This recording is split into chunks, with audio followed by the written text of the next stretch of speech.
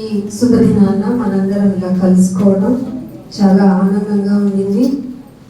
లోకంలో ఉండటం కన్నా ఆయన సన్నిధిలో క్రీస్తులో నిలిచి ఉండటం మనకి చాలా అవసరం. శుభదినము ఎందుకు అన్నాను అంటే, మన చేత మనము రాసుకున్న రాజ్యాంగాన్ని ఇంప్లిమెంట్ చేసుకున్నాం. ఆ దినాన్ని ఒక సెలబ్రేషన్ డేగా మనం పాటించుకుంటున్నాం. అంటే ఒకప్పుడు బ్రిటిష్ వాళ్ళ పాలనలో ఉన్నప్పుడు 1935లో ఇంప్లిమెంట్ అయిన ఆ రాజ్యాంగం ప్రకారం చూసుకుంటే మనిషి బ్రతుకులు చాలా హీనంగా ఉండేవి. మనిషిని గౌరవించుకోలేక ఎదుటి వారు, ఆ బ్రిటిష్ వారు మనల్ని ఎలా అయితే ఇబ్బంది పెట్టారో వారిని తోలివేసిన తర్వాత 1950లోకి వచ్చిన తర్వాత మనం రాజ్యాంగాన్ని రాసుకున్నాం. దీనివల్ల మెయిన్గా ఏం జరిగింది అంటే, చాలా మందికి చిన్నప్పుడు నాకు కూడా తెలియదు, ఇండిపెండెన్స్ డేకి కాన్స్టిట్యూషన్ రిపబ్లిక్ డేకి తేడా ఏంటి అంటే రెండింటికి చాక్లెట్లే కదా పంచుతారో అనుకునేవాళ్ళు. కానీ ఇండిపెండెన్స్ డే అంటే స్వతంత్రం తెచ్చుకున్న దినము, ఈ రిపబ్లిక్ డే అంటే రాజ్యాంగాన్ని ఇంప్లిమెంట్ చేసుకున్న దినం. సో దీనివల్ల ఏం జరిగిందయ్యా అంటే, మనము ఇన్ ది సెన్స్ ప్రజల కొరకు ప్రజల చేత ప్రజా అధికారిని ఎన్నుకునేటువంటి స్వతంత్రం వచ్చింది. దీనివల్ల ఏమొచ్చిందంటే మనిషికి స్వేచ్ఛ వచ్చింది, మనిషికి స్వతంత్రం వచ్చింది, ప్రతి ఒక్కరూ సమానమే అనేటువంటి ఒక ఐడెంటిటీ వచ్చింది. కానీ ఎప్పుడైతే ఈ రాజ్యాంగం రాసుకున్నాము బాగుంది అనే దానికి మెయిన్గా మనకి ఎవరయ్యా హక్కుదారులు చేసిన అంటే దీన్ని ఇంప్లిమెంట్ చేయడానికి దాని రచన సంకల్పం ఎవరు చేశారయ్యా అంటే భీమ్రావ్ రామోజీ అంబేద్కర్ గారు. నిజంగా ఆయనకున్న స్కిల్స్ చూసుకుంటే మల్టిపుల్ డిగ్రీస్ అంట. ఇప్పుడు ఒక డిగ్రీ చేయండి పిల్లల్ని పంపించండి, ఇంటికి వెళ్ళి మళ్ళీ వస్తే వెళ్ళరు. ఎన్ని డిగ్రీస్, ఆయన మెయిన్గా అనుకున్నది ఏంటంటే బారిస్టర్ ఇన్ లా. అంటే బారిస్టర్ ఇన్ లా అంటే కెనడాలో అమెరికాలో బాగా ఉన్నత ప్రదేశాలు ఉంటాయి కదా, ఉన్నత న్యాయస్థానాల్లో ఒక న్యాయం గురించి వాదించడము, గవర్నమెంట్కి ఆల్ ఇండియా వైజ్ ఉన్నటువంటి గవర్నమెంట్కి ఈ విషయంగా మీరు ఈ విషయాన్ని ఇంప్లిమెంట్ చేస్తే అనేటువంటి సజెషన్స్ ఇవ్వటాన్ని బ్యారిస్టర్ అని అంటారు అనమాట. ఇంత గొప్ప వ్యక్తి చేత రాజ్యాంగాన్ని రాయించుకున్న మనము రాజ్యాంగం ద్వారా ఏమన్నా బెనిఫిట్స్ తెచ్చుకున్నామా అంటే, ఎంత స్వేచ్ఛను పొందుకున్నామో అంత ప్రమాదకరమైన పరిస్థితులు మనిషి తెచ్చుకున్నాడు. ఫర్ ఎగ్జాంపుల్, మనిషిని వ్యతిరేకించడం, దేని ద్వారా వ్యతిరేకించడమో తెలుసా? మతపరంగా, కులపరంగా వ్యతిరేకించడం నేర్చుకున్నాడు. ఎంతగా వ్యతిరేకిస్తున్నాడంటే, ఆ ఎదుట మనిషికి నీ యొక్క నమ్మకాన్ని నమ్మకపోతే చంపేసే విధానంలోనికి వెళ్ళిపోవాలి. ఇది రాజ్యానికి అనుకూలమా, రాజ్యాంగానికి ప్రతికూలమా? ప్రతికూలమే. స్వేచ్ఛను పొందుకున్నాం అనుకున్నాం, మతతత్వాన్ని తీసేసుకున్నాం అనుకున్నాం, మనలో నుంచి ఒకరిని ఎంపిక చేసుకుని మన మీద అధికారిగా ఉంటే మనకేదో లాభం తెచ్చి పెడుతుంది అనుకున్నాం, మనకేవో పనులు జరుగుతాయి అనుకున్నాం, మనకు అన్ని సౌకర్యాలు సదుపాయాలు కలుగుతాయి అనుకున్నాం, ఏ ఇబ్బందులు ఉండమో ఇక సుఖశాంతులతో ఉండొచ్చు అనుకున్నాం. కానీ మనం ఇప్పుడున్న భారతదేశ పరిస్థితిని చూస్తుంటే మన దేశంలోనే ఉన్నామా, పరాయి దేశంలో ఉన్నామా అని భ్రమ కలిగించేలాగా, బాధ కలిగించేలాగా, ఇన్సెక్యూర్ అయిపోయేలాగా, అసలు ఉండనా పోనా అనేటువంటి ఒక డైనామాలో పడిపోయేంత దుస్థితికి మనల్ని మనమే చేర్చుకున్నాం. ఇటువంటి పరిస్థితుల్లో క్రైస్తవులు అనే వాళ్ళు లోకం నుండి లాగారు కదా, లాగబడ్డారు కదా. అంటే రాజ్యాంగం నీ మీద ఇంప్లిమెంట్ అయినా అవ్వకపోయినా, రాజ్యాంగ పరంగా నీ హక్కులు నీకు వినియోగించబడినా పడకపోయినా, నువ్వంటూ ఎవరి కోసం నిలబడాలి అంటే ఖచ్చితంగా దేవుని కోసమే. ఇది మీ మైండ్లో ఫిక్స్ అయిపోవాలి. నాకు రావాల్సినది గవర్నమెంట్ పరంగా రాలేదా, ఐ ఫర్ గాడ్ అనేటటువంటి మీకొక ఇదిలో మీరు ఒక ట్రాన్స్లో ఉండాలి. దేవుని యొక్క ధ్యానంలో కనుక ఉండగలిగితే మిమ్మల్ని మీరు ప్రోత్సహించుకునే విధానం పెరుగుతుంది. మనం రాజ్యాంగం తెచ్చుకోవడం వల్ల ఇంకొక మీకు చెప్పాలి ఇక్కడ పరిస్థితి, ఎమర్జెన్సీ డేస్ కూడా పెట్టుకున్నాం. ఎమర్జెన్సీ డేస్ అంటే ఏంటో తెలుసా? రాజ్యాంగం ఏవైతే పూర్తి స్వేచ్ఛ అని మనకి హక్కులు ఇచ్చిందో వాటిని సంపూర్ణంగా న్యూట్రలైజ్ చేయడం. అంటే మనకి రాజ్యాంగం అంతగా అప్పలేదన్నమాట, ఒప్పలేదన్నమాట, దానివల్ల ఫలితం లేదన్నమాట. ఇలాంటి గడ్డు పరిస్థితుల్లో క్రైస్తవులు అనేవాళ్ళు ఎవరి మీద ఆధారపడాలి, ఎందుకు ఆధారపడాలి, ఎవరిని ఆచరిస్తే వాళ్ళ జీవితం ఒక ఇరుకైన మార్గంలో ఉన్నా కూడా విశాలత కలిగిన ప్రభావం మీ మీద పడుతుంది, ఆ అనుభవాన్ని పొందగలరు అంటే ఖచ్చితంగా బైబిలే మీకు సమాధానం ఇస్తుంది. ఇందాక ఉత్తర ప్రత్యుత్తరాలుగా చదివారు కదా 19వ కీర్తన, దానిలో 7వ వచనం చూడండి ఏముందో. 7వ వచనం ఉత్తర ప్రత్యుత్తరాలుగా, దేవుడు నియమించిన ధర్మశాస్త్రము. మనం రాసుకున్న శాస్త్రాల వల్ల మనిషికి మరణమే రావచ్చు. మరణం కూడా అందుకే కదా మన ఉరి శిక్షను కూడా, మీరు తప్పు చేశారా, ఘోరమైన తప్పు చేశారా, ఇన్నేళ్ళ యావజ్జీవ కారాగార శిక్ష అంటుంది, లేకపోతే మీకు ఉరి శిక్ష అని అంటుంది. కానీ వాటి వల్ల మనిషి మారాడా అంటే మారలేదు సరికదా. జైలుకి ఎన్ని రోజులు వెళ్ళాను, బెయిల్ మీద వచ్చి ఇక్కడ ఎంత బిహేవ్ చేయండి. ఈ మధ్య బాగా ట్రెండ్ అయింది. ఎక్కడో ఒక పర్సన్ ఒక అమ్మాయిని అబ్యూస్ చేస్తున్నది, ఒక లీడ్ చేస్తున్న పొలిటికల్ పార్టీలో ఉన్న పర్సనే ఎంత ఘోరంగా తన పేరెంట్స్ ముందే అమ్మాయిని ఇబ్బంది పెట్టాడు అనేది బాగా వైరల్ అయింది. అంటే రాజ్యాంగం తనకి ఇచ్చిన స్వేచ్ఛను ఏం చేసుకున్నాడు, దుర్వినియోగం చేసుకున్నాడు. సో మనిషి చేత ఏర్పాటు చేసుకున్న ధర్మశాస్త్రాలు మనిషిని మంచి పోకడలోనికి తేక స్వేచ్ఛను దుర్వినియోగం చేసుకునేటువంటి ఘోరమైన స్థితిలోనికి వెళ్ళిపోయాడు అనేది నిజం. సో ఇప్పుడు మీకు ఏం చెప్పబడుతుందంటే, దేవుడు నియమించాడు ఒక కాన్స్టిట్యూషన్, ఒక రాజ్యాంగం, ఒక ధర్మశాస్త్రం. ఆయన నిర్మించిన ధర్మశాస్త్రము యథార్థమైనది. ఒకరికి అనుకూలంగా పనిచేయదు, ఒకరికి ప్రతికూలంగా పనిచేయదు. నువ్వు గొప్ప అందు, నేను దిబ్బ అందు ఏమి అనదు, అందరికీ ఏకరీతిగా న్యాయం తీరుస్తుంది. అందుకే ఇది న్యాయమైనది. మీకు బాబు ఇంత న్యాయంగా ఉందిగా, ఎంత స్ట్రైట్ గా ఉందిగా అంటే అది ఏం చేస్తుందంట, అది ప్రాణమును, చూడండి బైబిల్ చూడండి ఏముందో, అమ్మయ్యా తెప్పరిల్లిన వాటర్ బాగా దాహంగా ఉన్నప్పుడు మీకు వేసవకాలంలో ఒక చిన్న మంచి కొండలో నుంచి ఒక వాటర్ ఇచ్చామనుకోండి, ఏమనిపిస్తుంది, అమ్మయ్యా. సో మీరు ఈ లోకపు రాజ్యాంగ పరిస్థితులను బట్టి అనుకూలంగా మీకు బెనిఫిషియరీగా ఉన్నా లేకపోయినా, ప్రతికూలంగా పరిస్థితులు వచ్చినా మీకు ఉపయోగం ఉందో లేదో నాకు తెలియదు, కానీ మీరు దేవుని ధర్మశాస్త్రము వలనైతే మీ ప్రాణాలు తెప్పవెళ్ళుతాయి. అర్థమవుతుందా?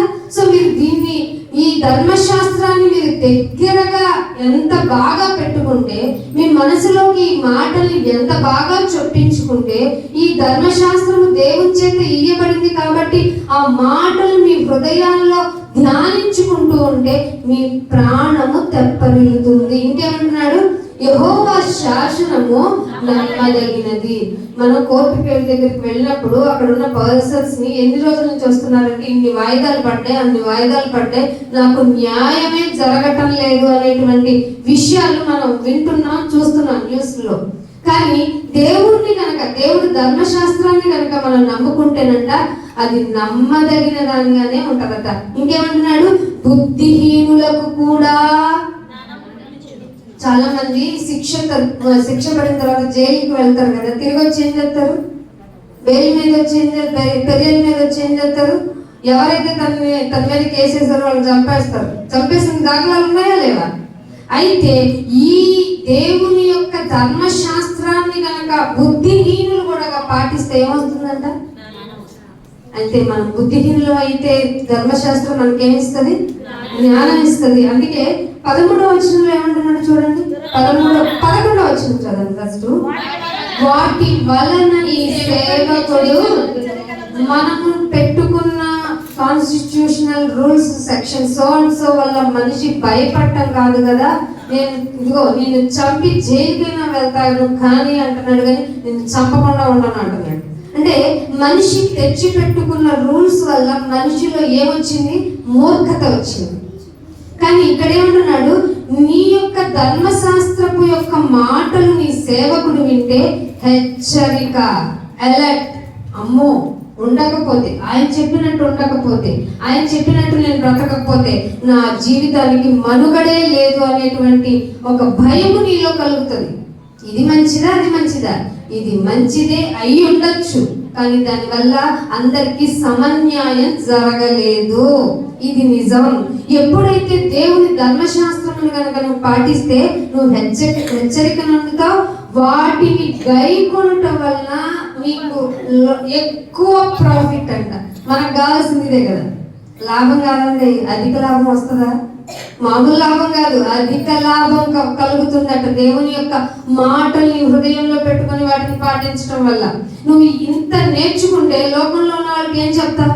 అబద్ధం ఆడరాదని చెప్పవు. అబద్ధం ఆడి చూడు, దేవుడు నిన్ను పట్టుకుంటాడో లేదో తెలుస్తుంది. హత్య చేయడానికి నీ మనసులో వచ్చేలోపే దేవుడు నీ ఆలోచన పట్టుకుని నీ కోసం ఎదురు చేస్తున్నాడు అని హెచ్చరిక చేసేంత జ్ఞానవంతులు అయిపోతారు. అందుకనే ఇదే 13వ వచనంలో ఏమంటున్నాడు చూడండి, దురభిమాన పాపము. దీని గురించి మంచి సబ్జెక్ట్ మాట్లాడాను యూట్యూబ్ లో, మీరు వినండి టైం ఉంటే. నేను యూట్యూబ్ చూడండి, నన్ను సబ్స్క్రైబ్ చేసుకొని ఇవి చెప్పను. సబ్జెక్ట్ చాలా మంచిదని చాలా మంది చెప్పారు కాబట్టి ఈ దురభిమానము అనేటువంటి పాప కృత్యములో మనుషులు ఈ రోజు ఎంతగా దిగజారిపోయారంటే వారి ప్రాణాలను కూడా లెక్క చేసుకోలేనంత ఘోరమైన మైండ్ లేని పనులు జరిగిస్తున్నారు. ఒక మనిషి నీలాంటి వాడే, వాడు చేస్తున్నది యాక్షనే, వాడు చేస్తున్న యాక్షన్ వల్లనే నువ్వు అభిమానం తెచ్చుకున్నావు. ఆ అభిమానం వల్ల ఉపయోగం లేదు. నువ్వెవరో వాడికి తెలియదు, వాడికెవరో నువ్వు తెలియదు, కానీ నువ్వు మాత్రం వాడిని చూడటానికి వెళ్ళిపోయి ఒక తొక్కిసలాటలో మనుషుల ప్రాణాలు కోల్పోవడం ఏమిటండి? ఇది దురభిమానం కాదా?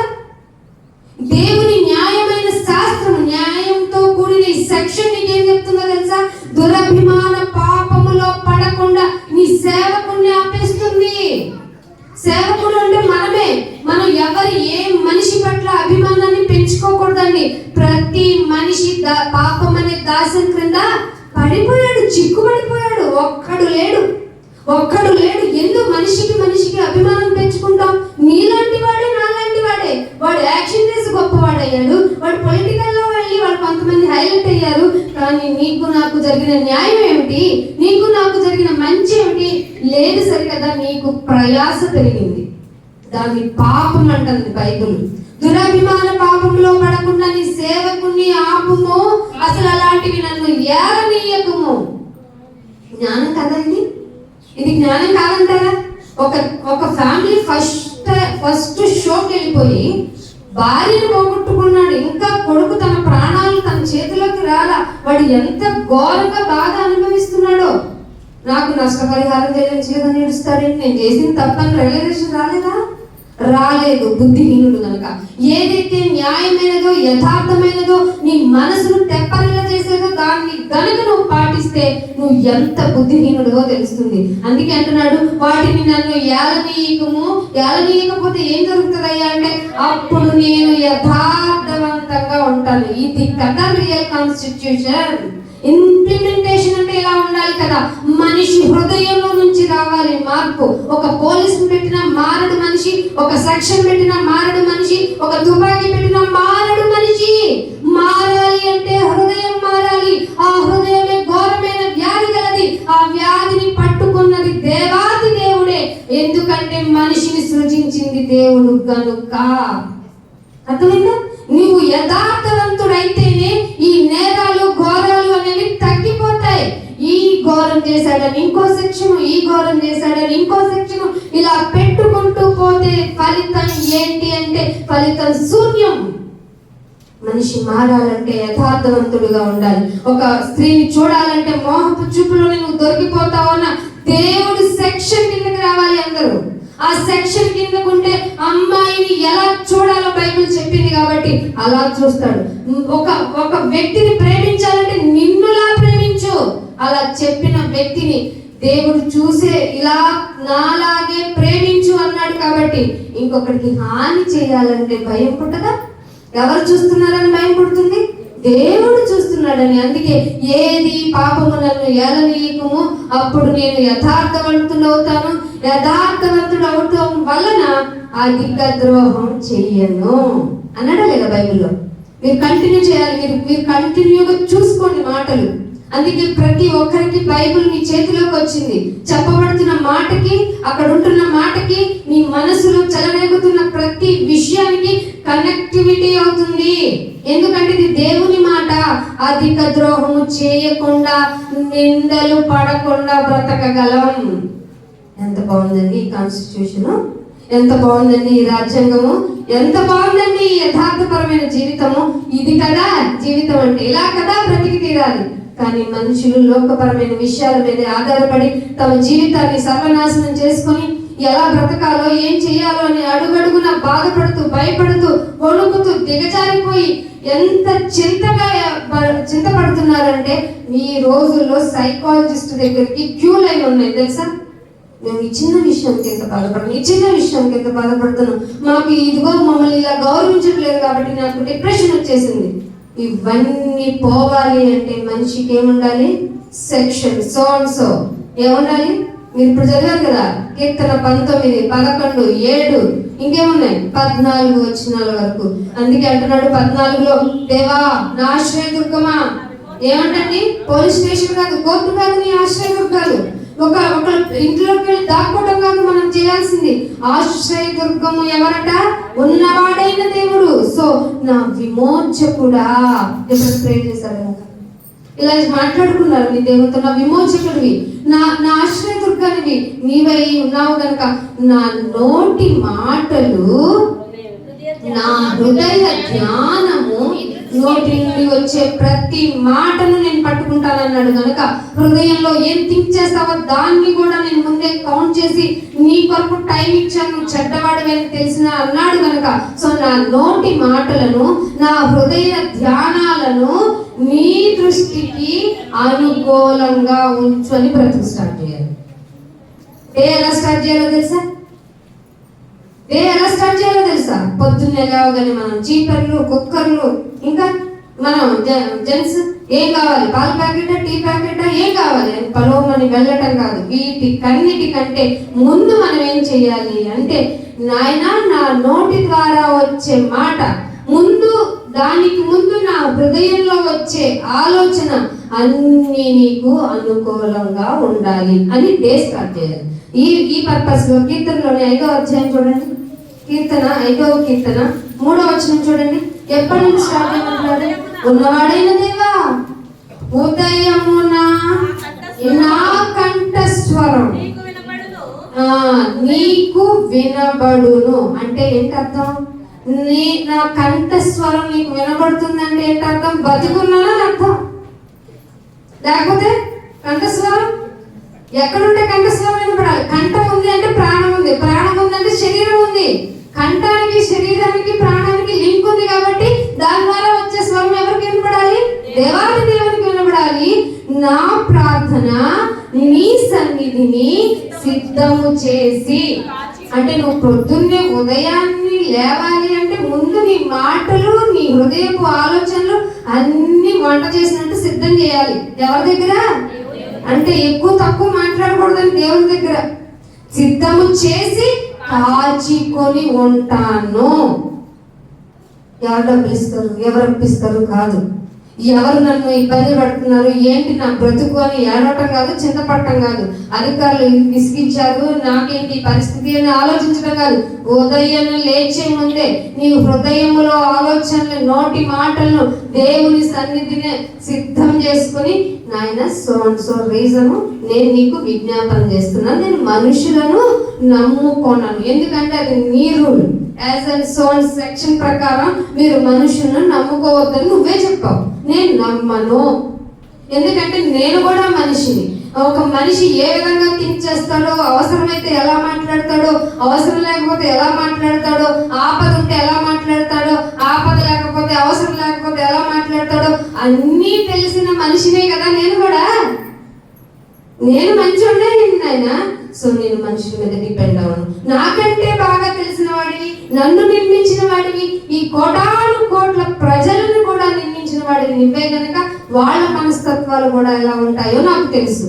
సో నేను ఎవరి మీద డిపెండ్ అవ్వను. నేను లేచే ముందే నా మాటలు నీ సన్నిధిలో రెడీ చేసుకుంటున్నాను. ప్లీజ్ యాక్సెప్ట్ చేయండి. స్టార్ట్ చేస్తారా? మనం దేవుని కాన్స్టిట్యూషన్ లో ఉన్నప్పుడు ఎలా ప్రవర్తించాలో, డైలీ ఎలా స్టార్ట్ చేయాలో, ఒకవేళ మరణ పడక మీదే ఉన్నాం అనుకున్నాం, మరణకరమైన రోగం హిజ్కియాకి వచ్చినట్టు మనకు కూడా వచ్చింది అనుకున్నాం. ఏం చేద్దాం? ఏం చేయాలి? నాయన బ్రతికి ఉంటే నీ పనికి వినియోగించు, లేదు అంటే ఇదిగో ఆత్మలో పూర్తి జీరోగా నాలో ఏ కల్మషం ఉంచుకోకుండా, ఒకవేళ ఉన్నట్టు నీ సన్నిధిలో నీ ముఖకాంతిలో కనబడితే నన్ను క్షమించేసి నీ సన్నిధిలోనికి తీసుకొని వెళ్ళిపో అనాలా? లేదు, బ్రతికి ఉండడం అవసరమని నీకు అనిపించిందా? ఆయన పనిని, ఆయన నీతిని వ్యాప్తి చేయడానికి ఈ శరీరంలో నువ్వు నిలిచి ఉండటం అవసరం అనిపించిందా? Please give me more days అన్నాడు హిజ్కియా లాగా డేర్ఫుల్ గా. ఇస్తారా? ఎవరైనా వెనక్కి తీసుకెళ్తాడు గడియారాన్ని. కావాలంటే అన్ని మనం కూడా బ్లెస్ చేద్దాం. ఎవరికైనా బర్త్డే అంటే నిండు నూరేళ్ళు వర్దిల్లు నాయన అంట. వర్దిల్తారకి అస్సలు వర్దిల్లం. బయటికేమో హ్యాపీ విష్ యూ హ్యాపీ అంట. ఎవరన్నా హ్యాపీగా ఉంటే చూడలేని కళ్ళు మన పిచ్చి కళ్ళు. మంచి కళ్ళు కావు మనవి, మంచివి వాళ్ళం కాదండి. ఎందుకండి? పైన మాటలు, పైన ఆలోచనలు మనకొద్దు. యథార్థంగా ఉండటానికి ప్రయత్నం చేద్దాం. అందుకనే ఇంకో మాట 4వ వచనం చూడండి. నీవు దుష్టత్వమును చూచి, అది అసలు విషయం. ఆయనలో ఏం కనపడకూడదు? మనలో ఉండే ఆ దుష్టత్వం ఆయన కనపడకూడదు. కనపడకుండా ఉండాలంటే మనలో ఏముండాలి? యథార్థత ఉండాలి. ఒకవేళ నువ్వు ఒంటరి వాడివి, యేసుప్రభు వారు ఎంతమంది ఉన్నారండి? జాయింట్ ఫ్యామిలీనే ఇంటైంది. ఒంటరి వాడండి. పెళ్లి చేసుకోవచ్చా? చేసుకోకూడదా? చేసుకోవచ్చు. పిల్లలు కనొచ్చా? కనకూడదు. పాసిబిలిటీస్ ఉన్నాయా లేవా? ఉన్నాయి.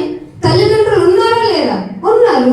అందరి బంధువు అయినా ఏం లేదు, ఆయనకి పడుకోవడానికి ప్లేస్ లేదు.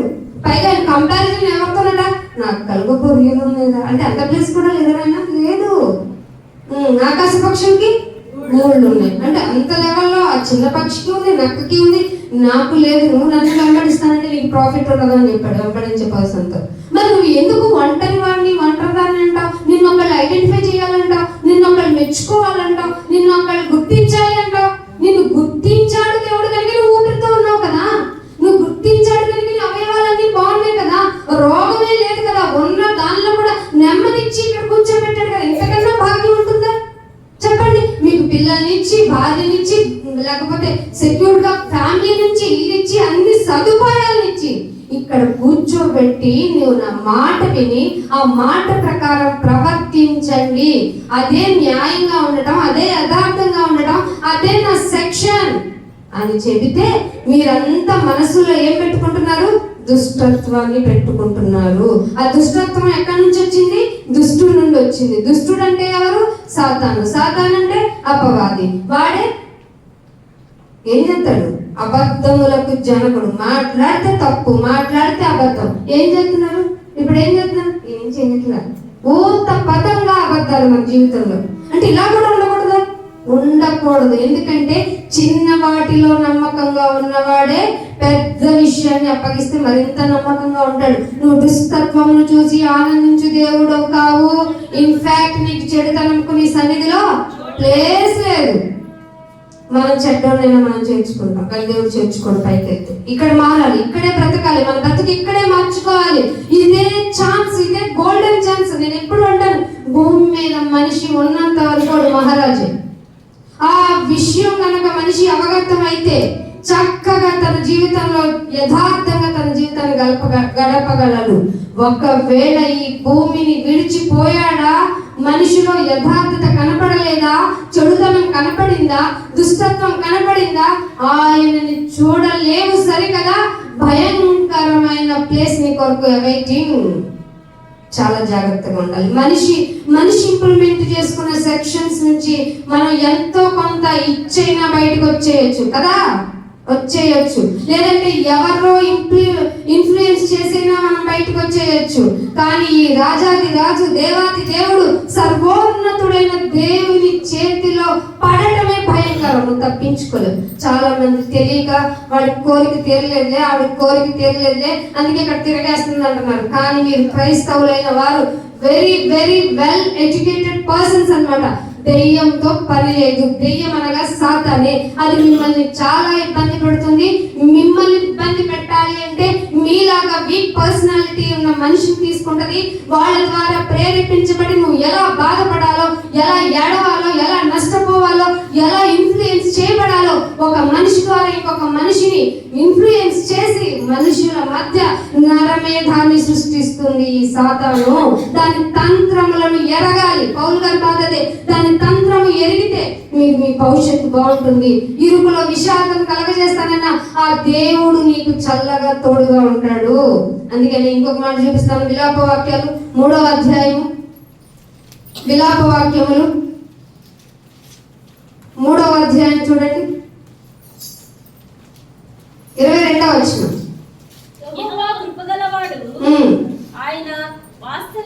ఏం కలవాడు ఆయన? కృప కలవాడు. ఇది ఎవరి దగ్గర దొరకదండి. ఒకే చూపించిన ఫ్రాక్షన్ ఆఫ్ సెకండ్స్ లో ఉంటుంది హ్యూమన్స్ లో. ఒకవేళ ఉండకపోవచ్చు, ఉన్నా నటించవచ్చు. లేదంటే నేను చాలా కైండ్ పర్సన్ అంటారు, వైస్ పర్సన్ అంటారు, వాళ్ళలో క్వాలిటీస్ ఏం కనిపించవు. కాకపోతే సమాజం మధ్యలో ది బెస్ట్ పర్సనాలిటీ అన్నట్టుగా బిహేవ్ చేస్తారు. కానీ దేవుడు ఏమంటాడు? నేను కృప గలవాడను. దీని వల్ల నా క్యారెక్టర్ ఏంటో తెలుసా? ఆయన తన వాత్సల్యత ఎడతెగక అంటే కంటిన్యూగా. వాత్సల్యత అంటే మించినది, ప్రేమకు మించినది. ఇంకా నీలో తప్పు చూడదు. మామూలుగా ప్రేమనే అనేక దోషాన్ని కంపించేస్తుంది. కప్పుతుందా లేదా?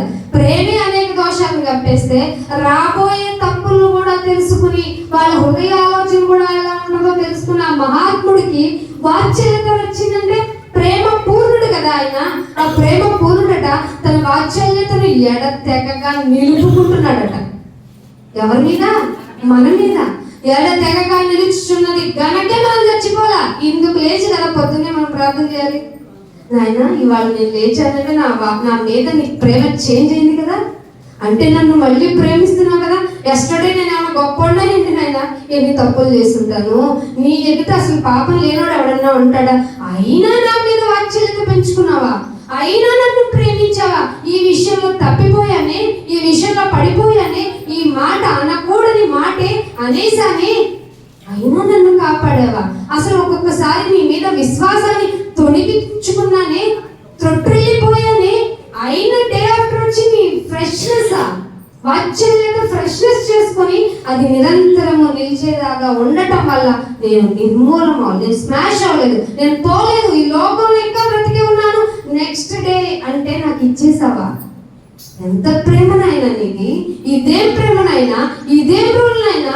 నాకు శిక్ష చేశాను నిరుపయోగంగా. ఒక 35 సంవత్సరాలు జైలు శిక్ష అనుభవించాడండి. ఆఫ్టర్ ఆల్ ఒక 100 రూపాయల కోసం, ఫిగర్ గుర్తులేదు, తక్కువ అమౌంట్ కోసం. తీరా అతను ఆ కమిషన్ తీసుకోలేదంట. ఇప్పుడు ఆ 35 ఏళ్ల జీవితాన్ని తిరిగి ఇవ్వగలరా శిక్ష వేసిన ఈ సెక్షన్స్? కానీ దేవుడు అంటున్నాడు, నీ శిక్షకు అయితే నేను మర్చిపోయాను, నీ పాపాలని ఎప్పుడో వెనక్కి ఇస్తాను, నేను గుర్తుపెట్టుకోను. అందుకే వాత్సల్యత పెంచుకున్నాను. అందుకే నువ్వు చచ్చిపోలేదు కదా. నిర్మూలం కాలేదంటే చచ్చిపోలేదు నాన్న. నీకు రోగం కలగజేస్తాను, ఇంకా మాట్లాడట్లేదని, నీ బాధని కలగజేస్తాను, నేను పడక మీదకి ఎక్కించాను, కానీ నీ మీద మాత్రం ప్రేమను పోగొట్టుకోలేదు నేను. ఇంత మంచి ప్రేమను మనం వదులుకుంటుంది, ఇంత మంచి ప్రేమను మనం నిర్లక్ష్యం చేస్తుంది. అందుకే అంటున్నాడు అనుదినం 23వ వచనం, అనుదినము నూతనంగా, ఎవ్రీడే ఫ్రెష్ గా అంటండి. నువ్వు పెంచుకుంటున్నావు దేవుని మీద ప్రేమనన్నా పెంచుకుంటున్నావు, వాత్సల్యతను పక్కన పెట్టండి. అనుదినము నువ్వేమైనా చేంజ్ ఉందా నీ లైఫ్ లో? నిర్మూలం కాకుండా నీ మీద ఎన్ని తప్పులున్నా, ఎన్ని అపరాధములున్నా, ఏ విధంగా శిక్షగా అర్హుడవైనా, ఎటు చూసినా నీకు శిక్ష పడాలి, ఏ విధంగా నీకు శిక్ష పడాలి. అలాంటి నిన్ను నన్ను క్షమించేసి వాత్సల్యత పెంచుకుంటున్న తండ్రి నీకు నూతనంగా అనదర్ డే ఇస్తున్నాడు. అంటే నువ్వేమన్నా ఆయన కోసం చేంజ్ చేసుకుంటున్నావా? అదే వస్తావు, అదే వారంలో అదే పాట, నెక్స్ట్ వీక్ అదే పాట, నెక్స్ట్ వీక్ అదే ప్రార్థన, వెళ్ళిపోతావు, ఆవలిస్తావు, నిద్రపోతావు, ఇంటికి వెళ్ళిపోతావు. ఏమో 2-3 వాక్యం మీద ఆసక్తి, అంతే. మనం ప్రతిరోజు ఆయన వాక్యం వల్ల బ్రతుకుతాం. అసలు అదే అంటున్నాడు, అనుదినము నూతనముగా ఆయన వాత్సల్యత పుట్టుచున్నది. ఎంతైనా నువ్వు నమ్మదగిన వాడు, అనుభవిస్తేనే తెలుస్తుంది. ఈ మాట ఓత పదమైంది, కానీ ఎంతైనా నువ్వు నమ్మదగిన వాడు, ఎంతైనా ఇది ఫీల్ అవ్వండి. ఈ ఫీల్ అయ్యే లాగా మీ జీవితాలను ఆయన దగ్గరికి చేయండి. అందుకే ఎఫెసీయులకు రాసిన పత్రిక 6వ అధ్యాయము, ఎఫెసీయులకు రాసిన పత్రిక, దానికి ముందు కీర్తనలో ఒక మాట చూసి ముందుకెళ్దాం. కీర్తన 119వ కీర్తన, 119వ కీర్తన తీయండి అందరూ. 105వ వచనం, 119వ కీర్తన 105. మీకు అందరికీ తెలుసు కదా, నేను లోకంలోకి వెళ్ళాలి, ఏం చేయండి ఆయన అంటే వాక్యం వేసుకుని వెళ్ళన్నాడు దేవుడు. నేను లోకంలో ఉన్న మనుషుల దగ్గర జాబ్ చేయాలి, ఎలా ఉండాలని వాక్యం పెట్టుకుని వెళ్ళి, అంతే కదా. మన ముందు మనం ఏ పనైనా చేయాలంటే అక్కడ ఏది కదలాలి? పాదమే కదలాలి. ఆ పాదం వేసే ముందు, అడుగు వేసే ముందు వాక్యం అనే టార్చ్ లైట్ వేసుకుని వెళ్ళు. నీ వాక్యము నా పాదములకు అలవాటైపోయింది, కానీ రిఫరెన్స్ ఇంప్లిమెంటేషన్ లేదు. అందుకే భయము, అభద్రతా భావము, ఇది జరగలేదు అది జరగలేదు నీ ఏడవడము. నీ వాక్యము నాయన నేను నడుస్తుంటే టార్చ్ లైట్ లాగా చూపించు. ఆ టార్చ్ లైట్ విషసర్పం ఉంటే పక్కకి తప్పకుండా, మంచిది ఉంటే మంచి నడిచే దారి ఉంటే చక్కగా వెళ్ళిపోతా. అసలు ఏ దారి లేకపోతే నా దారికి నువ్వే రహదారి, అంతేనే కదా. ఇలా ఎందుకంటే ఉంటారు దేవుడి మీద నమ్మకాన్ని కాదండి, పూర్తిగా నమ్మేసేయండి. అందుకే పేతురు, నేను ఇలా చెప్తున్నావు కదా, అసలు నేను నమ్మేస్తాను, నడిచేస్తాను. ఎక్కడ? వాటర్ మీద నడుస్తున్నాడు. 2 అడుగులు, ఏంటి నేనేనా వాటర్ మీద నడిచేది అన్నట్టు తప్పుని జరిపాడు. అందుకే వాళ్ళని ఏమన్నాడు? అల్ప విశ్వాసం. మన జీవితాలు, చాలా మంది జీవితాలు ఎలాంటివి? కొంచెమే విశ్వాసం. ఎంత అల్పం అంటే ఆవగించకంత కన్నా ఇంకా చిన్నవి. దేవుడు ఏమన్నాడు? ఆవగిందంత విశ్వాసం ఉంటే మనకు అంత కెపాసిటీ అక్కడ, పర్వతాలు ఎందుకు అక్కడ బొమ్మంట, మన జీవితాల్లో వెలుగులు నింపుకుంటే చాలు కదా. అందుకే అంటున్నాడు, నీ న్యాయ విధి, 18 వచనం చూడండి. నీవిచ్చిన వాక్యము, 119:18లో, నీవిచ్చిన వాక్యము మనుషుల్లో ఏం పుట్టిస్తుంది? పాదములకు వాక్యము దీపమైనప్పుడు ఆ వాక్యము మనుషుల్లో భయము పుట్టుచున్నది. దాని వల్ల నీ జీవితం స్థిరపరచబడుతుంది. చాలా మంది జీవితాల్లో వాక్యం అనే టార్చ్ లైట్ లేకుండా వెళ్ళి జీవితం అంతా భయంతో బతుకుతున్నారు. మీరు డే స్టార్ట్ చేయాలంటే ఉదయమే లేవాలి. లేచే ముందు మాటల్ని, వాక్యాన్ని, మీ హృదయపు తలంపులను అన్నింటినీ దేవుని దగ్గర సిద్ధపరచుకోవాలి. సిద్ధపరచుకొని డే స్టార్ట్ చేస్తున్న మీకు వాక్యం అనే పాదం, మీ పాదానికి ఏం చూపించాలి? ఇదిగో పాదం, ఇలా అడిగేయాలంటే దేవుని వాక్యం. ఈ వాక్యం వల్ల నీ మనసు ఏమవుతుందంట? భయం. ఏ పని చేయాలన్నా భయం, ఏ మనిషితో మాట్లాడాలన్నా భయం. ఎలా మాట్లాడుతున్నానని నీ మాటలను పరీక్షించుకోవాలి. పరీక్షించుకునేటప్పుడు ఎదుటి వాడిని ఆకర్షిస్తున్నానా, నా మాట దేవుని మాట వినపడేలాగా చేస్తున్నానా, నా శరీర సంబంధమైన విషయాలతో వాళ్ళని నేను అట్రాక్ట్ చేస్తున్నానా, నా బాడీ లాంగ్వేజ్ మొత్తం మారాలి, నా నడక మారాలి, నా తీరు మారాలి, నా ప్రవర్తన మారాలి, అన్ని మారిపోవాలి. అది దేవునికి అనుకూలమై ఉండాలి. ఒకవేళ లేదా అయ్యో అనే భయం నీలో కలగాలి. ఇలాంటి భయం లేక వాక్యం కేవలం వినువారు మాత్రంగా ఉండిపోయి మీరు మోసం చేసుకోవద్దు. వినువారుగా ఉంటే మోసపోతారు. వాక్యాన్ని ఎలా ఉంచాలి? అనుసరించాలి, ఆచరించాలి, అవలంబించాలి, అనుగ్రహం పొందాలి దేవుని. దేవుని మాటను మనం అనుగ్రహం పొందేలాగా మన జీవితాన్ని మనం కాపాడుకోవాలి. అలా ఉంటేనే వాక్యం పనిచేస్తుంది. అందుకే వాక్యాన్ని దేనికి పెట్టుకోమన్నాడు? నీ పాదాలకి టార్చ్ లైట్ గా పెట్టుకో. అడుగు వేసే ముందు ఆలోచించు, అడుగు తీసే ముందు ఆలోచించు. అన్నిటికంటే ముఖ్యంగా అసలు ఈ వాక్యము దొరికే సంఘము యొక్క ఆశ్రయ దుర్గంలోనికి నేను పడి వచ్చేయాలి. అది ఏ రోజైనా పర్వాలేదు, నాకు వాక్యం చెప్పండి, వాక్యం కావాలి. దుప్పి నీటి వాగుల కొరకు ఆశపడినట్లు నీ ప్రాణం ఏమన్నా ఆశపడుతుందా వాక్యం కోసం? వాక్యం లేకపోతే బ్రతుకులేదు. వాక్యమే మనల్ని బ్రతికించింది, వాక్యమే మనల్ని రక్షించింది, వాక్యమే మనల్ని మళ్ళా పునరుద్ధరణను కలగజేస్తుంది. ఆ వాక్యాన్ని పట్టుకొని ఈ లోకంలో సాగిపోతే ఆహా, పరదేశులము ప్రియులారా సాంగ్ ఉంది కదా, అది రోజు పడుకోవాలి. ఎప్పుడు శవాన్ని ఎత్తుకెళ్ళేటప్పుడు కాదు. ఎప్పుడు మనం పరదేశులము ప్రియులారా అంటూ మొదలెడతాం కదా, అది రోజు మొదలెట్టండి, రోజు పడుకోండి. వంట చేసే ముందు ఉప్పు ఎక్కువ వేయలేరు, వంట చేసే ముందు అసలు పెట్టకుండా ఉండలేరు. ఎవరికైనా ఈక్వల్ నేను పోతాను వాళ్ళు అనుకున్న ప్రిపేర్ అయితేనే కదా, పరదేశం ప్రిపేర్ అయితేనే కదా. ఇక్కడ ఉంటానే పోతాను, నా బంగారం ఎవరు తీసుకుంటాయో, నా బట్టలు ఎవరు తీసుకుంటాయో, నా బట్టలు ఎవరు వేసుకుంటాయో, నా ఇంట్లో ఎవరు ఉంటాయో, అసలు నాకెందుకు, గుడారంలో ఉంటే పోలా అనుకున్నాడంట అబ్రహాం. మనకు ఉండదేంటి, ఇల్లు లేదు, గవర్నమెంట్ సెక్షన్లో పెట్టాలి, రాలేదు దగ్గర ప్రాంతంలో పెట్టండి అనే వర్షానికి వచ్చింది. సంఘంలోకి ఏమొచ్చింది, లోకాశం వచ్చింది. సో దేవుడు ఏమంటున్నాడంటే, ఇదే కీర్తన 24వ వచనం చూడండి, 119లోనే 24వ వచనం చూడండి, ఏమంటున్నాడు, నీ శాసనములు అనిపించినాయి ఎప్పుడన్నా మీకు? ఆయన శాసనం, ఆయన సెక్షన్ నీకు సంతోషం అనిపించాలి. అయ్యో సో తప్పు వల్ల నీకు ఇన్ని రోజులు జైలు శిక్ష అంటే ఏడవకుండా వెళ్ళిపోతున్నారు. ఎన్ని రోజులు ఉంటారంటే వచ్చేటప్పుడు ఫుడ్ పెట్టరు అంటున్నారు, డ్రగ్స్ దొరుకుతున్నాయంట, మొబైల్స్ దొరుకుతున్నాయంట. ఈ మధ్య ఎవరో ప్రేమికులకు కూడా పెళ్లి చేశారంట పోలీసులు. జైల్లో ఉన్న ఇద్దరికి ప్రేమించుకున్నారంట, వాళ్ళకి పెళ్లి కూడా చేస్తారంట. అంటే మార్పే లేదా? ఉండదు. మనసులో ఏర్పాటు చేసుకున్న సెక్షన్స్ వల్ల మనిషి ముదిరిపోతున్నాడు. మరి దేవుడు శాసనం అయితే నీకేమవుతుందో తెలుసా? సంతోషం కలుగుతుంది. అవి నాకు ఆలోచనకు కర్తలు. ఎప్పుడన్నా వాక్యం మిమ్మల్ని ఆలోచించేలా చేసిందా? మీ భర్తను తిట్టేటప్పుడు, మీ భార్యను అరిచేటప్పుడు, మీ బంధువుల మీద పై నేను ఎగబడేటప్పుడు, లోకంతో ఎవరైతే నా రండి చూసుకుందాం అనేటప్పుడు ఎప్పుడైనా మీ ఫీలింగ్ ఏంటి? చిచి నేనేంటి ఇలా బిహేవ్ చేస్తున్నాను? ఆయన శాసనాలు నాకు ఇలా ఆలోచన ఇచ్చినాయి కదా, నన్ను తొందరపడుతుందనగా మాటని మీకు ఒకేలా ఇబ్బంది పెట్టే పరిస్థితి వస్తే నాకు వదిలేని అన్నాడు కదా దేవుడు. ఇవన్నీ వదిలేసింది నేను ముందుకు పోతున్నాను. ఇది లోకపు ఆశ, ఈ దురాశని ఆలోచన తీసేయాలి. ఎందుకంటే ఇది పాపం కదా. దురాశ గర్భం ధరిస్తుంది కదా, ధరించి ఏం చేస్తుంది? పాపాన్ని కనేస్తుంది. పాపం వల్ల వచ్చే జీతం, అయ్యో ఇంత బతికి నేనేంటి ఇంటెనకాల పోతున్నాను.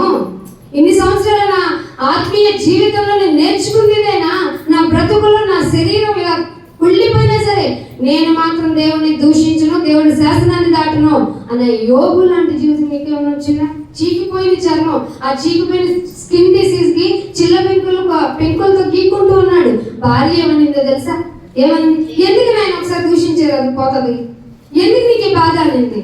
ఏం మాట్లాడుతున్నావు, ముగ్గురాలు మాట్లాడినట్టు అనేటువంటి వివేకం కలిగి జ్ఞానం కలిగిన మాట ఆ సిచ్యువేషన్ లో వచ్చిందంటే ఆయన శాసనాలు యోబు గారికి ఎంత సంతోషమైనాయండి. మనకుందా? వాక్యం అండి, వాక్యం పద్దాక వాక్యంలో చంపుతా ఉంటారు.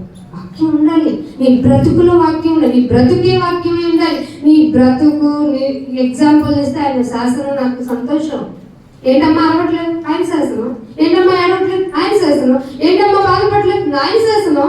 బాధపడద్దు అన్నాడు కదా, ఏడవద్దు అన్నాడు కదా, దుఃఖపడద్దు అన్నాడు కదా, సంతోషించండి అన్నాడు కదా. ఆయన శాసనాలన్నీ మర్చిపోతారు ఏంటండి మీరు?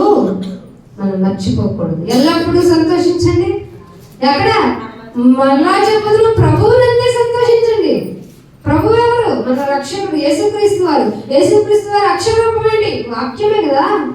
వాక్యంలో సంతోషించాలి. ఇది నీకు బిట్టర్గా ఉంటుంది, చేదుగా ఉంటుంది. వాక్యం అంటే పడదు. కానీ దేవుడు తను ఏమైతే మాట్లాడాలనుకుంటున్నారో ఒక మనిషిని సాధన చేసుకుని నిన్ను ఆదరించడానికి, నిన్ను బెదిరించడానికి, నిన్ను హెచ్చరించడానికి, నువ్వు మారుతావని ఆయన చేస్తున్న ప్రతి ప్రయత్నాన్ని మీ మనసుతో సమ్మతించండి. సమ్మతించకపోతే మనం బహుభయంకరంగా వెళ్ళిపోతాం. అందుకే డే స్టార్ట్ చేసేటప్పుడు ఏం చేయాలి నేను మొదలెట్టాను, ఉదయం ఇలా ఉన్నాను, ఏం చేయమంటావు డే అంటే మత్తయి సువార్త 6వ అధ్యాయము 33వ వచనం. 6వ అధ్యాయము 33వ వచనం. కాబట్టి ఇక అయిపోయింది, తెలిసిపోయింది. అని శాసనాలు చాలా స్ట్రిక్ట్ అని తెలిసిపోయింది. వాటిలోనే ఆనందించాలని తెలిసింది. వాటి వల్ల మన జీవితం భద్రంగా ఉంటుందని తెలిసిపోయింది. సో నన్ను ఏమంటావు? ఇక నేను దేనికి భయపడ్డా? నాకు ఏమైనా పని ఉండిందా? ఎస్, నీకు పని ఉంది. ఏమిటో తెలుసా? మీరు ఆయన రాజ్యానికి వారసులు కనుక నేను కూడా చెప్పాను, మనం దేవుని పిల్లలమైతే వారసులు కనుక ఆయన రాజ్యమును నీతి. నైనా నీ రాజ్యం కోసం వెతుకుతూ ఉన్నాను. ఆ వెతికే టైంలో నేను నీతిగా ఎలా ఉండాలో నాకు చూపించు. సో ఈ రెండింటిని ప్రతి రోజు వెతకాలి మీరు. ఈ వెతికే ప్రక్రియలో రోజు అంత తొందరగా ఎలాగో పోదు. నువ్వు నీతిగా ఉంటే ఇంకొకటి పక్కన 100 మంది అనీతి పనులు ఉంటారు. వాళ్ళని సమ్మతించుకోవాలి. వాళ్ళని యాక్సెప్ట్, వాళ్ళల్లో ఉన్న గుణాన్ని వ్యతిరేకించాలి. ఇక్కడ మీరు ఇదే జ్ఞాపకం పెట్టుకోవాలి. వాళ్ళల్లో ఉన్న గుణాన్ని వ్యతిరేకించాలి, వాళ్ళని మాత్రం ప్రేమించాలి. అర్థమైందా మీకు? ఎవరిని ఎలా ప్రేమించాలో? ఇది తెలియకుండా వాడు పాపాత్ముడు నేను పుణ్యాత్ముని అనుకొని మనం కాలు వేసుకుంటే అసలు దేవుడు ఏమన్నాడు, ఒక సహోదరుని ద్వేషిస్తూ నువ్వెలాగో నన్ను ప్రేమిస్తున్నానని చెప్పావు అన్నాడా లేదా? సహోదరుడు అంటే ఎవరయ్యా? నేను నీకు గుడికొచ్చాను, అది నీతో పాటు పుట్టిన నీకు సహోదరుడు కదా. మనందరము ఒకని నుండి అపోస్తలుల కార్యం 17 చదవాలి, 35 వచనంలో 32 ఉంటుంది. ఒకని నుండి ప్రతి జాతి మనుషులు, అంటే జాతి కూడా ఇంకొక జాతి వాళ్ళు కూడా నీ సహోదరులు. ఎస్, ఈ కాన్స్టిట్యూషన్ లో నీ తిక్క వేషాలు కుదరవు. మతం గురించి కులం గురించి అస్సలు మాట్లాడుకోకూడదు, భేదభావం ఉండకూడదు. అందరము ఒకరి భారాన్ని ఇంకొకరు భరించాలి, అందరూ ఒకరి సంతోషంలో ఇంకొకరు మింగిల్ అవ్వాలి. ఇక్కడ చాలా జాగ్రత్తగా ఉండాలి. ఇక్కడ శిక్షకు వెళ్తే యుగ యుగాలు బాధే, రాత్రి పగలు తేడా ఉండదు ఆ బాధను భరించడానికి. అందుకే అంటున్నాడు, నీవు ముందు నా రాజ్యాన్ని నా నీతిని వెతుకు, అప్పుడు నీకు ఏం కావాలో అవన్నీ నేను చూసుకుంటా. మనుషులు చెప్తేనే మనకి మాట, నేను ఉన్నాక నువ్వు చూడు, మా సార్ పెద్దలు చెప్తుంది, నేను ఉన్నాక నువ్వు వెళ్ళు, నేను ఉన్నాక నేను చూసుకుంటా. ఎంత ఫ్రీ అయిపోతావు. కానీ అక్కడ ఎక్కడున్నావు అమ్మ గొంగలి అక్కడే ఉంటాయి కొన్ని పనులు, వాళ్ళకి చేతకు అవుతుంది. సో దేవుడు ఏమంటున్నాడంటే, మీకు నేను ఇస్తానన్నవి ఇచ్చేస్తా. మరి ఎవరు ఆలోచిస్తారు నా గురించి అంటే, కింద చూడండి, మీకు ఎప్పుడు ఎవరు చెప్పుంటారు. 34, రేపటిని గూర్చి చింత మీకొద్దు, రేపటిని గూర్చి రేపేంటో అనే చింత మీకొద్దు. రేపటి దినము, సరిగ్గా చదవండి, రేపటి దినము దాని సంగతుల గురించి అది చింతపడుతుంది. సూర్యుడు అంటున్నాడు, నేను రేపు వచ్చేయాలి, హీలియం చూస్తేనేమో తక్కువ అయిపోతున్నాను, నేను రేపు ఎలా ఎందుకంటే ఇది దేవుని కండిషన్, నేను వెళ్ళాలి, వెళ్ళకపోతే మనిషి ఇబ్బంది పడిపోతారు. ఏ రోజన్నా సూర్యుడు మిస్ అయ్యాడా? అది వదిలేయండి, 2 ఉన్నాయి మిస్ అయినవి, అవి ఉన్నాయి. కానీ దేవుడు ఆపమన్నాడు, దేవుడికి ప్లేసింగ్ వెళ్తే అక్కడ ఆఫరింగ్ వల్ల ఆగింది. కానీ సూర్యుడు ఎప్పుడన్నా అంతటి నేను నా వల్ల కాదు, నేను భరించిన ఎన్నాళ్ళు చేసిన పనే చేయను. పొద్దున్నే ఎక్కడ ఉదయించాలంటే తూర్పునే ఉదయించాలి, నేను వెళ్ళి పడమకు ఉదయిస్తా అన్నాడా? సూర్యుడు ఎటు ఉదయించును? మన క్వశ్చన్ వస్తే జీవితంలో తూర్పున ఉదయించును, అదేంటి ఎప్పుడు పడవ లేదా? లేదు. ఎందుకని? అది దేవుడి మాట విన్నది. అందుకే దేవుడు దాన్ని పెద్ద గుడారం వేశారు. ఇందాక 19వ అధ్యాయంలో చదివాడు, ఆకాశంలో నోరు అవి చెప్తున్నాయి, కానీ దానిలో సూర్యుడికి స్పెషల్ ప్లేస్ అట. అందుకే సూర్యుడు గురించి ఎక్కువ చెప్తూ ఉంటాను. కానీ సూర్యుడు కూడా బొక్కేసినాడు. మన డిసిప్లిన్ లేని హ్యాబిట్స్ తోటి పొల్యూషన్ ఎక్కడి వరకు తీసుకువెళ్ళి పెద్ద హోల్ ఎంతదో తెలుసా? మన సిటీలు, అంటే ఏ సిటీ అని చెప్పలేదు కానీ పెద్ద సిటీలు వెళ్తే ఎంత పెద్ద హోల్ ఉంటుందో అంత హోల్ పడిపోయింది. ఆ హోల్ పట్టడం వల్ల అక్కడ సూర్య తుఫాన్లు వస్తున్నాయి. మీ ఫోన్లకి ఏమో సిగ్నల్ రావట్లేదు కదా, వెంటనే ఎవరు చెప్తారు, బాబు మాకేం సిగ్నల్ రావట్లేదు. వాడికి తెలుసు ఎందుకు రావట్లేదు, నీకు చెప్పినా నీకు అర్థం కాదు. ఎందుకంటే ఆ సూర్యుడి నుంచి వచ్చే ఆ తుఫాన్ల వల్ల మనకున్న శాటిలైట్లు అమ్మో అయ్యో బాబోయ్ అని భయపడుతున్నాయి, అంటే సిగ్నల్ని రిసీవ్ చేసుకోవటం. ఈ పరిస్థితి, ఆ హోల్ ఎంత ఉందంటే భూమిని మింగేయొచ్చేమో అన్నంత హోల్గా పెరిగిందని చెప్తున్నారు సైంటిస్టులు. ఎంత బాగా ఉంచుతున్నాడండి దేవుడు. రేపటిని గురించి చింతించొద్దు. సూర్యుడు తనలో ఉన్న హీలియం గురించి బగబగా మండుతున్న సూర్యం మేబీ 2300లోనో 2000 సంథింగ్ ఏదో ఫిగర్ 2100 లోపే హీలియం అంతా అయిపోతుంట సూర్యుడు. ఇప్పుడు ఎవరు చింతపడాలి? నీకేమైనా బాధ ఉందా? సూర్యుడిలో హీలియం అయిపోతే ఏంటని బాధపడుతుంది ఎవరో తెలుసా? సూర్యుడు. రేపటిలో రావాల్సిన సూర్యుడు చింతపడతాడు, రేపటిలో రావాల్సిన గాలి నీ కోసం చింతపడుతుంది, రేపటిలో నీ ప్లేట్లోకి రావాల్సిన ఫుడ్ ముందే ప్రిపేర్ అయిపోయి ఉండాలి. అది నీ దగ్గర నువ్వేమో ఇప్పటికిప్పుడు ఆర్డర్ పెట్టుకున్నావు అంటే నువ్వు ఆర్డర్ పెట్టుకుంటా ఉన్నది దేవుడికి ఎప్పుడు తెలుసు? దానికి పండమని ఆయన ఎప్పుడు ముందు ఆజ్ఞ ఇచ్చాడు. ఈ ఆజ్ఞలన్నీ పాటించడానికి రేపు చాలా టెన్షన్ పడుతుందంట. Tomorrow is very tension. ఎందుకు? మనిషి కుమారునికి సర్వీస్ చేయడం. నువ్వు అంటూ టుమారో నువ్వు నేను వాళ్ళు చింతపడాలి నీ గురించి అంటున్నావు. నువ్వు రేపటి గురించి చింతపడను, ఎందుకంటే ఏ నాటి కీడు ఆ నాటికి చాలు.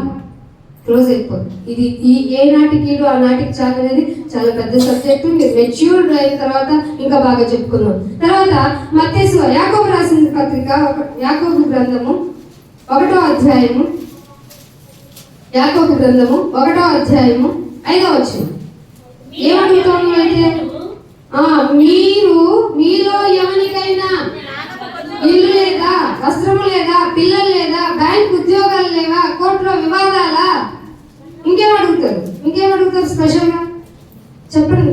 మాకు ప్రాణాత్మకమైన రోగమా, ఏదైనా కొదువా, ఆశ, దురాశ, ఇవన్నీ కలిపేసి ఎక్కడికి వచ్చి అడుగుతున్నాం? సంఘంలోకి. అడగొచ్చా? అడగకూడదట. ఏమన్నాడు? ఏమి కొదవై ఉంటే అడగాలట.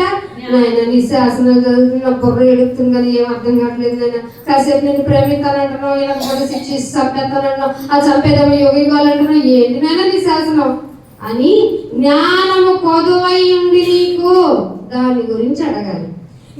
మీలో ఎవరికైనా జ్ఞానము కొదవగా ఉన్నాయడలా అప్పుడు దేవుణ్ణి అడగవలను. అప్పుడు జ్ఞానం అడిగితే అనుగ్రహింపబడుతుంది. అడిగారు ఎప్పుడన్నా? నా బిడ్డకి ఎంసెట్లో మంచి ర్యాంక్ వచ్చేది, చదివినా చదవకపోయినా. నా బిడ్డకి నీటిలో మంచి ర్యాంక్ వచ్చేది, చదివినా చదవకపోయినా. అయ్యగారు పెన్తో ప్రార్థన చేసి, అయ్యగారు ప్యాడ్కి ప్రార్థన చేసి, ఏంటి ఇంప్లిమెంటేషన్స్? లోకపు విద్యను మీరు తీసుకొచ్చి ఇక్కడ పెట్టేది. ఏ జ్ఞానాన్ని కావాలంటున్నారు? ఆయన అర్థం చేసుకునే జ్ఞానం, పరలోక జ్ఞానం, పైనుండి వచ్చే జ్ఞానం. ఏ విషయము ఉండదు దానిలో. అన్నిటినీ సమ్మతించుకుంటుంది, అన్నిటినీ తాడుకుంటుంది, అన్నిటినీ భరిస్తుంది. ఆ జ్ఞానం ఎందుకు కోరుకోవటం లేదు? ఆ జ్ఞానం ప్రకారం కదా నడుచుకోవాలి. ముందు నీకు నేర్చుకుంటే, నువ్వు నేర్చుకుంటే నీ బిడ్డలకు నేర్పుతావు. అప్పుడు నువ్వు లేపక్కర్లా. వాడే లేచి ఉదయం ప్రార్థన చేసుకుంటాడు, వాడే లేచి రెడీ అవుతాడు, వాడే సజెషన్స్ అడుగుతాడు, వాడే క్వశ్చన్స్ అడుగుతాడు. అమ్మ అయినా నేను స్కూల్కి వెళ్తానంటాడు, మారం చేయడు. మీ పిల్లల్ని అడగండి, పేరెంట్స్ని ఏమంటారు? స్కూల్కి కాలేజీకి పంపించడం పెద్ద టాస్క్ అండి. ఎందుకంటే నువ్వు టాస్కబుల్గా వాళ్ళని పెట్టావు కనుక. అర్థమైందా? మన జీవితంలో మనము దేనికి ప్రాముఖ్యతనివ్వాలో నేర్చుకోలేని జ్ఞానం ఒక జ్ఞానమా? అందుకే అంటున్నాడు, జ్ఞానము కొదవై ఉండండి, ఆయన ఎవరిని గద్దించడు, ధారాళంగా ఇచ్చేస్తాడు, ధారాళంగా ఇస్తాడు. ఈ కాన్స్టిట్యూషన్ లో ఏం అడగాలో తెలియాలి. మనం అప్పుడప్పుడు మాకు న్యాయం జరగలేదని సమ్మెలు చేస్తాం. జరిగిందా? న్యాయం జరిగిందా? నిర్భయ కేసుల్లో ఎన్నో సార్లు కోర్టులు పెట్టుకుని తిరిగారు మన ఆడపిల్లలంతా. ఏమైనా న్యాయం జరిగిందా? ఇప్పటికీ దానికి మించినవి జరుగుతున్నాయి. మనిషి మారడండి, మనిషి శాసనాన్ని బట్టి మనిషి మారడు. అంటే కత్తి, కర్ర దేవుని దృష్టిలో నేరమే. దేని చేత మనిషిని జయించవచ్చు? ప్రేమతోనే. ఇది దేవుని కాన్స్టిట్యూషన్. ఇంకొక మాట చూపిస్తాను. కొలసీలకు రాసిన పత్రిక 3వ అధ్యాయము, ముగింపుకు వస్తున్నాను. కొలసీలకు రాసిన పత్రిక 3వ అధ్యాయము 22వ వచనం. దాసులారా, ఎవరిని సంతోషపెట్టకూడదట? మనందరం ఎవరిని సంతోషపెట్టాలని చూద్దాం? చెప్పండి, నిజం చెప్పండి. ఏమండి టిఫిన్ చేశాను బాగుందా? ఏమండి బిర్యానీ చేశాను, గెస్ట్ వస్తే బాగుందా? బాగాలేదా? ఎవరిని సంతోషపెట్టాలి? బాగా ఇల్లు తుడిచిపెట్టాను, అమ్మ చుట్టాలు ఇస్తే నన్ను మెచ్చుకుంటాను. ఎందుకు? రోజు నీట్గా పెట్టుకుంటే అన్న చూస్తావా? రోజు తుడిచిపెట్టుకుంటే ఎవరన్నా మెప్పు కోసం ఆలోచిస్తావా? ఏం చెయ్యం. మనం అంతా, మన బలహీనత అంతా ఏంటంటే మనుషులను సంతోష పెట్టితే, పైగా వాళ్ళ కంటికి కనబడాలి. అంటే పని ఎప్పుడు చేస్తావు? వాళ్ళు వచ్చి చూడగానే చీపు పెట్టుకుంటాం, వాళ్ళు వచ్చి చూడగానే పని చేస్తాం. ఇలాంటివి చెయ్యొద్దు.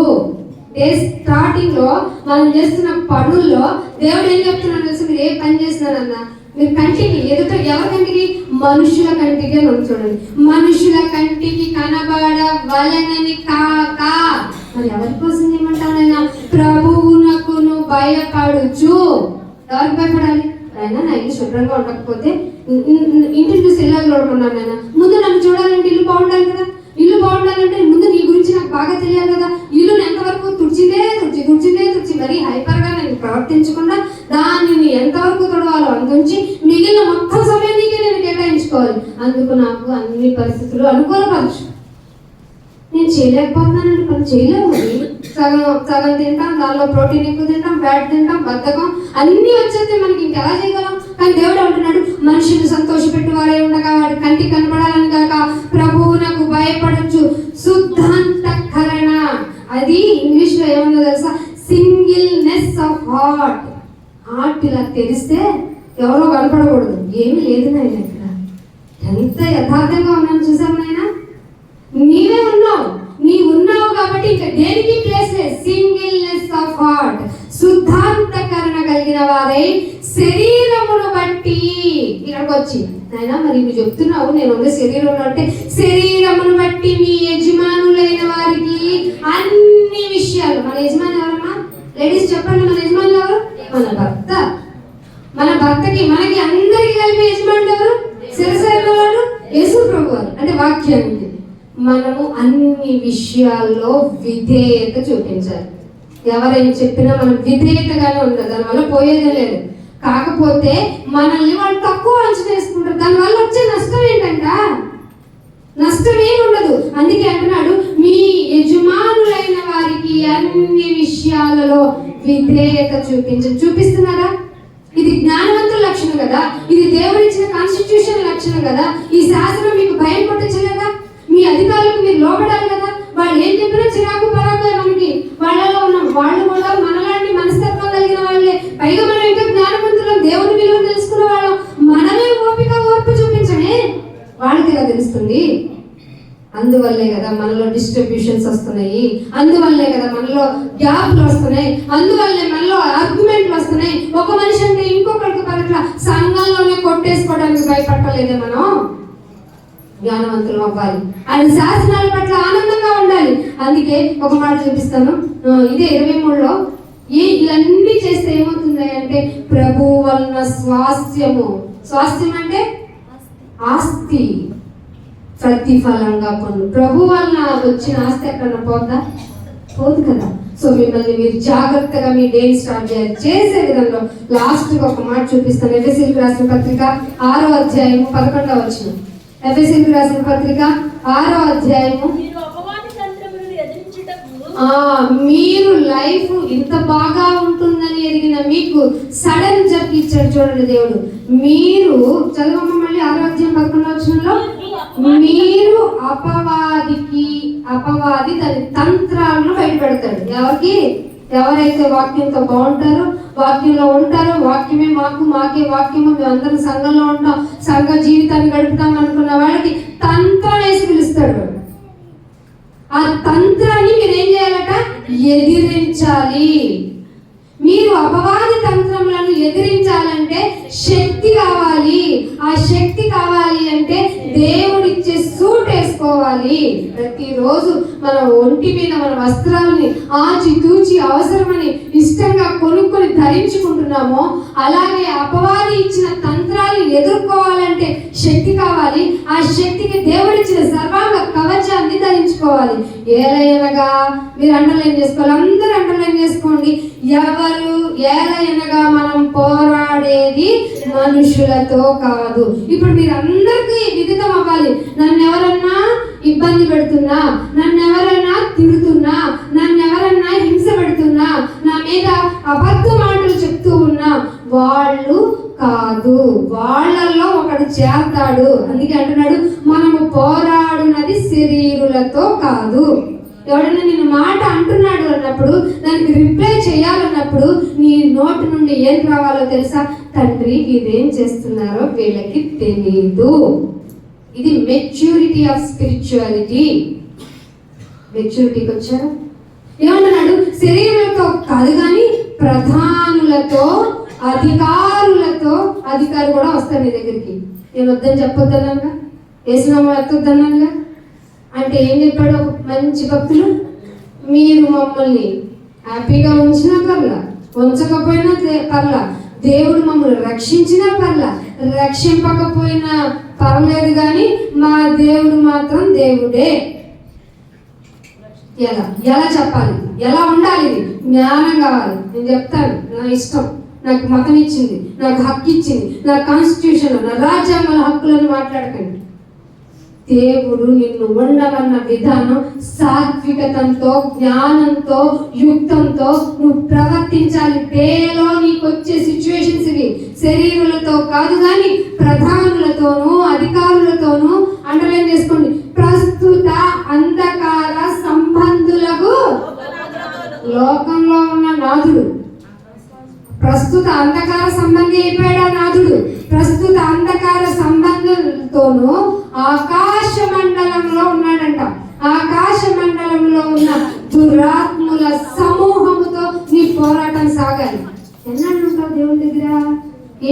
ఉంటా, చేయకపోయినా ఉంటావా? ఉంటాను. ఏం ఇవ్వకపోయినా ఉంటావా? ఉంటాను. ఏమి ఇగో దీవించడం అంటే ఏంటో తెలుసా? పిల్ల జల్లలతో వర్ధిల్లడం తెలుసా? ఆ పిల్లల్ని తీసేస్తే దేవుడు అంటే ఇష్టమేనా? ఇష్టం. నాకేంటి పిల్లలు లేకపోతే ఇంకా బడన్ తగినట్టు కదా, ఇంకా సేవకి హ్యాపీగా వెళ్ళిపోతా కదా. ఫ్యామిలీ తీసేస్తాను. తీసి దేవుని చిత్తం లేకపోతే నా వెంట్రుకే రావదు. నా వెంట్రుకని కౌంట్ చేశాడు ఆయన. నువ్వు నన్ను ముట్టుకో, ఆయన కనుగుట్టుకి టచ్ అవుతుంది, రా ముట్టుకో అనేటువంటి క్యాపబిలిటీ, కెపాసిటీ, ఫెయిత్ నీలో రావాలి. రాబోయే కాలం టఫ్ పొజిషన్ అని తెలిస్తే నువ్వు మరింత సాఫ్ట్ గా డౌన్ అయిపోవాలి. కానీ నిన్ను, నీ ఆలోచనని, నీ హృదయాన్ని ఎవరు చూస్తున్నారు?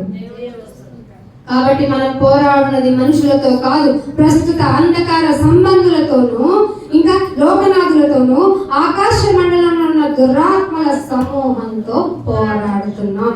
ఇంటికి వెళ్ళి చదవండి. సర్వాంగ కవచం దేనికి ఉపయోగపడుతుందో తెలుస్తుంది. లాస్ట్ ఒక మాట చూపిస్తాను. ఫిలిప్పీలకు రాసిన పత్రిక 1వ అధ్యాయం, లాస్ట్ రిఫరెన్స్ ఇది. ఫిలిప్పీలకు రాసిన పత్రిక 1వ అధ్యాయము. ఇది ఈ సబ్జెక్ట్ కి హైలైటింగ్ వర్డ్. 1వ అధ్యాయము 9వ వచనం. 1వ అధ్యాయము 9వ వచనం. మీరు శ్రేష్టమైన కార్యాలను వివేచించాలి. మొదలైంది పోరాటం, తెలిసింది. ఎవరిని ఎలా హింస పెడతారో తెలిసింది. నీకు ఏది దీపంగా ఉందో తెలిసింది. ఎలా ఉంటే నువ్వు బాగా, ఏం తక్కువ ఉంటే దేవుని అడగాలో తెలిసింది. సో నువ్వేం చేయాలి? శ్రేష్టమైన కార్యం దేవుని దృష్టిలో ఇలా దేవుని కోసం ఉండటం, బ్రతకటం, చెప్పించడం, కుదిరితే దేవుని మనుషుల మధ్య ఉండటం ఉండి చివరి క్షణంలో నిన్ను చూస్తే యేసుక్రీస్తుని చూసినట్టే అనిపించాలి. అవుతుందా? అవ్వదేమో. అందుకే యేసుప్రభువు చెప్పారు, ప్రవేశించ పోరాడు వారు అనేకులు గాని లోపలికి వచ్చేవాళ్ళు కొద్ది మంది. ఆ కొద్ది మందిలో నన్ను ఉంచినారు. వివేచించుటకు, శ్రేష్టమైన కార్యాలను వివేచించడానికి నా ప్రేమ ఎలా ఉండాలి? ప్రేమిస్తున్నాను, గుడికి వస్తున్నాను, నేను దేవుడు నమ్మానంటే 100 రూపాయలు ఇచ్చేవాడు. వాటిని పరీక్షించాలి. మీ ప్రేమ తెలివితో ఉందా లేదా? ప్రేమలో తెలివి ఏంటండి బాబు? ఇదే కాన్స్టిట్యూషన్ ప్రాసెస్ అండి, ఇదే సెక్షన్ అండి బాబు. ప్రేమ తెలివితోనూ సకల విధమైన అనుభవ జ్ఞానం నీలోకి రావాలి. ఊరికి మాటలు చెప్తే కుదరదు. వాక్యం చెప్పాలంటే నేను ఎప్పుడు చెప్తా, అనుభవ జ్ఞానం. ఇక్కడే అంటున్నాడు, సకల విధములైన అనుభవ జ్ఞానముతోనూ కూడుకున్నదై అంతకంతకు నువ్వు అభివృద్ధి పొందుతున్నావా లేదా? ఇది ఈ మీటింగ్ యొక్క కాన్సెప్ట్. అంతకంతకు నీకు అభివృద్ధి ఉందా ఆత్మలో? వాక్యం అంటే వింటున్నావా, వెళ్ళిపోతున్నావా, అవలంబిస్తున్నావా, గ్రహిస్తున్నావా? గ్రహిస్తే మీరు శ్రేష్టమైన కార్యాలని వివేచిస్తారు. ఇంకెవరితో పోట్లాట్లు ఆలోచనలు పెట్టుకోరు. అసలు ఎదుటి గురించి చెడు ఆలోచనే రాదు. వ్యర్థమైన మాటలు ఫోనుల్లో ఉండవు, ఎదుటి వ్యక్తులతో ఉండవు, అసలు ముసలమ్మ ముచ్చట్లే ఉండవు. ఎంతసేపు నాయనా నీ హృదయమే నా ధ్యానం అనుకుంటూ బ్రతుకు. నీ బ్రతుకంతా ఆయనకి చూపించి ఏం చెప్తావు? ఏమీ లేదు, emptiness in my heart with you only అని చెప్తాం. ఇది ధన్యత మీకు అందరికీ దేవుడు దయచేయాలని ఈ కాన్స్టిట్యూషన్ డేని మనం రిమెంబర్ చేసుకుంటూ అసలు శాసనాలు, అసలు సెక్షన్స్ ఎలా ఉంటాయో, ఎలా ఉంటే మనిషి పడతాడో అని చూపించే సంఘములోనికి వచ్చాం మనం. ఈ సంఘంలో ఉన్న మనము ప్రతి శ్రేష్ట కార్యాన్ని వివేచించుటకు మనల్ని మనం సిద్ధపరచుకుంటూ సకల విధమైన అనుభవ జ్ఞానము కలిగి ఆయన దృష్టిలో మహోన్నతుని చేత క్లాపింగ్ చేయించుకుందాం. బట్టి ధన్యత మీకు అందరికీ దయచేయాలని దేవుని కోరుకుంటున్నాను. చిన్న ప్రార్థన చేద్దాం, రియలైజ్ అవుతాం. నాయనా నీ సెక్షన్స్ కింద నేను వస్తాను, నన్ను నేను బాగు చేసుకుంటాను. నాకు కొదువైంది, జ్ఞానమైంది తెలిసింది. ఇన్ని రోజులు నా శరీరపు కొదవలని ముందుంచాను. ఇక నాలో నాయనా ఎదుగుదల వచ్చింది, నాలో మెచ్యూరిటీ వచ్చింది. ఇక నీ గురించి ఆలోచిస్తాను, నువ్వు చెప్పిన మాట ప్రకారం నడుచుకుంటాను. ఇదిగో ఇన్ని విధాలుగా చెప్పించడానికి ఈ సంఘంగా మమ్మల్ని అందరినీ ఏకపరిచి ఏక మనసు ఇచ్చినందుకు మీకు స్తోత్రాలు అంటూ మిమ్మల్ని మీరు దేవుని ఎదుట కనపరచుకోండి. తండ్రి ఎంతో వందనాలు, స్తోత్రాలు. నా జీవితం మీ పాటిది ఆయన, మీ శాసనాలు వింటే అవి ఆనందం అంటారు. అది తెలియక ఎన్నో రోజులు మా జీవితంలో నాయన వ్యర్థంగా గడిపివేశాం. ఇక నుంచి మా జీవితం మార్చుకున్నాం, శ్రేష్ఠ కార్యం ఏంటో తెలుసుకున్నాం.